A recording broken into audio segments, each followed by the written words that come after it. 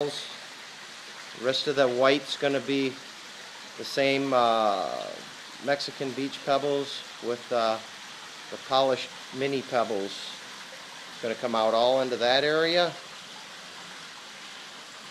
Then this area is going to be all filled up with topsoil.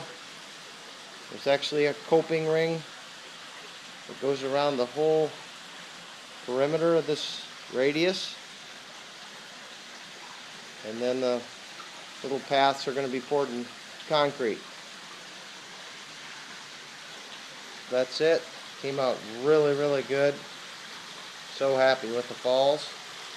John did an excellent job at pleasing me and making it really look authentic.